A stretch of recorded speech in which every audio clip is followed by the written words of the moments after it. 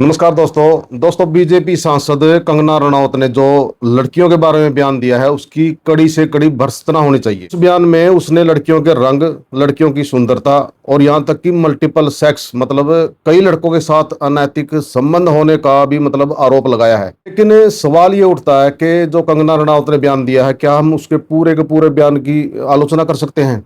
क्योंकि उसने उसमें एक ऐसा मुद्दा जोड़ दिया है कि जिसके अंदर प्रधानमंत्री की मां के बारे में, प्रधानमंत्री के बारे में और प्रधानमंत्री की पत्नी के बारे में असभ्य भाषा का प्रयोग किया गया है। हमारे किसी पार्टी से मतभेद हो सकते हैं, हम उस पार्टी की नीतियों से असंतुष्ट हो सकते हैं, लेकिन विरोध की आग में हम इतने गंदे विचार नहीं रख सकते। और वो विचार कहाँ जा रहे हैं? वो वायरल होकर के सोशल मीडिया के थ्रू हमारे बच्चों के पास ही आ रहे हैं। और ऐसे ऐसे विचार है उसके अंदर कि हम परिवार के साथ बैठ करके उनको सुन ही नहीं सकते। तो इससे क्या प्रभाव पड़ेगा हमारे बच्चों पर? हमें इस गलती को स्वीकार करना पड़ेगा, नहीं तो हमारे अंदर और सरकार के अंदर मतलब नेताओं के अंदर क्या फर्क रह जाएगा। मैं उन लड़कियों को कहना चाहता हूं कि आप पढ़ी लिखी हो, और पढ़े लिखे होने का मतलब ये होता है कि आपकी समाज के प्रति जिम्मेदारी और भी ज्यादा हो जाती है। अगर आप पढ़े लिखे होकर भी ऐसी भाषा का प्रयोग कर रहे हो ना, तो आप प्रधानमंत्री के उस बयान का विरोध नहीं कर सकते जिसके अंदर उसने एक महिला को 50 करोड़ की गर्लफ्रेंड बताया था और दूसरी महिला को जर्सी गाय बताया था।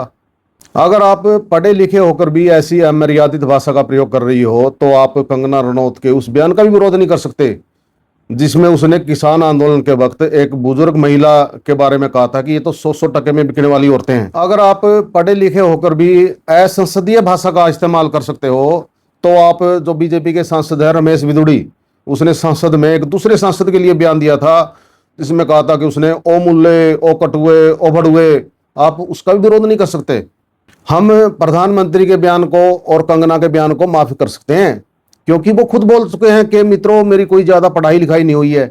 और कंगना रनौत तो सरेआम बोलती है कि मैं 16 साल की घर से निकल गई थी और 17 साल की उम्र में आते आते मैं ड्रग एडिक्ट हो गई थी और ऐसे चंगुल में फंस गई थी जहां से मुझे मौत ही निकाल सकती है।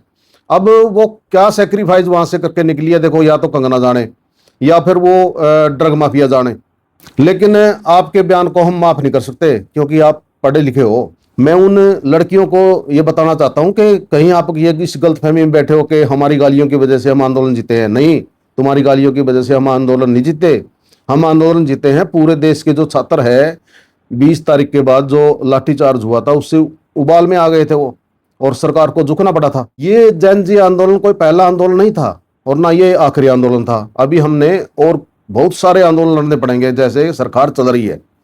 और ये आंदोलनकारियों का फर्ज बनता है, जो उनके लीडर है, जो स्टेज संचालक है, ये उनके ऊपर जिम्मेवारी आ गई है अब कि आगे जब भी कोई आंदोलन होगा तो ऐसे गंदे वीडियो ना बने जिससे हमें बदनामी ना सहन करना पड़े, जिसे हमें ही बचाव में ना उतरना पड़े। आपको ये विचार कैसे लगे कमेंट करके बताना और वीडियो को ज़्यादा से ज़्यादा शेयर करना। नमस्कार।